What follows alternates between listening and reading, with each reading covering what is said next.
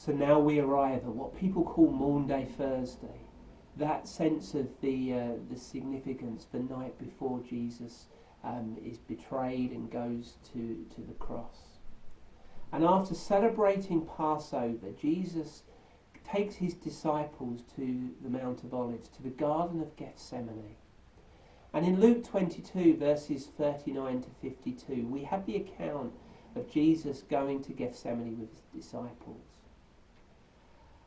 I think it's really important for us to pause and realise it's almost beyond comprehension that the pressure that is on Jesus at this moment in time.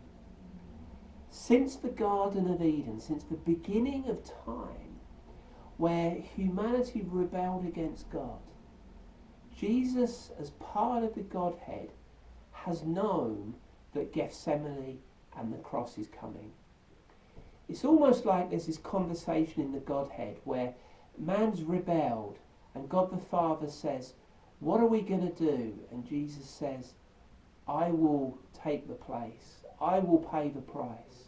And ever since the Garden of Eden, the Garden of Gethsemane has been on the horizon. Jesus has known this day is coming since the beginning of time. And that means he knows that shortly the full horrors of sin are going to be placed on him. He knows he's going to be taking the punishment for everything that every person who has ever lived and whoever will live has done are going to be placed on him. And he's going to carry the enormous, excruciating weight of every single thing that's ever been done wrong in the course of humanity. Crucifixion is one of the most barbaric forms of execution ever invented. And Jesus knows that this is what waits ahead of him.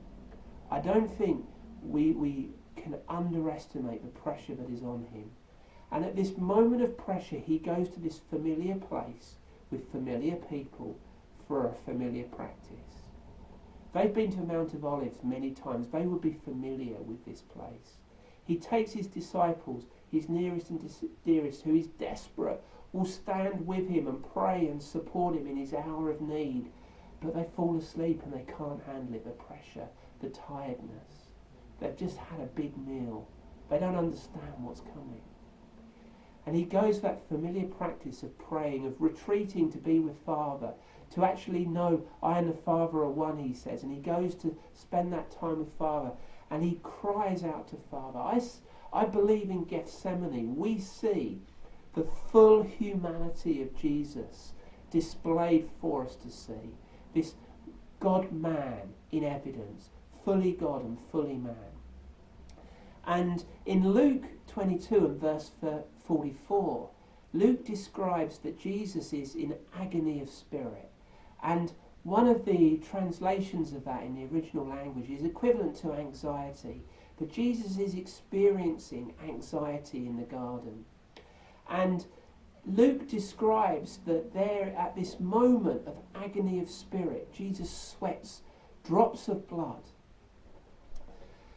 This is something that actually has a medical phenomena, a documented medical phenomena. If I can pronounce it properly, it's called Hemotohydrosis. I probably pronounced that incorrectly. But actually, it's a recognised, documented condition where the capillary blood vessels that feed the sweat glands rupture. And it occurs when people are under extreme physical or emotional stress. So this is a documented medical phenomena and demonstrates the level of pressure under Jesus. It's documented in medical circumstances. I read when I was looking into this, examples of 6 men who were condemned to die who sweated blood, of times during the Blitz where people were seen to sweat blood, and other documented accounts where this occurs at these times of extreme physical or emotional stress.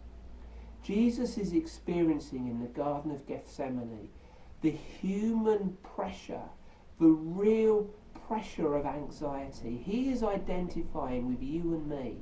We experience anxiety, and here is Jesus in his humanity identifying with us. And yet he's choosing obedience. He's choosing to say, Father, not my will but yours. He's seeking the security and the comfort and the intimacy of being with his Father in this moment of extreme pressure, of fleeing in prayer to that place of relationship. And then he's betrayed by the kiss of a friend. As if the pressure of what's coming isn't enough, someone who's closest to him betrays him in this greatest hour of need. This Passion Week, let's pause and let's worship. Jesus identified with us, fully man and fully God, and he chose to surrender to the will of the Father, to go to the cross. Let's pause and evaluate. When you face the pressure, where do you run? Do you run to the Father, or do you run away? Though my eyes linger on this scene, may passing time and years not steal the power with which it impacts me, the freshness of its mystery, May I never lose the wonder of the cross. May I see it like the first time, standing as a sinner lost, undone by mercy and left speechless, watching wide-eyed at the cost. May I never lose the wonder of the cross.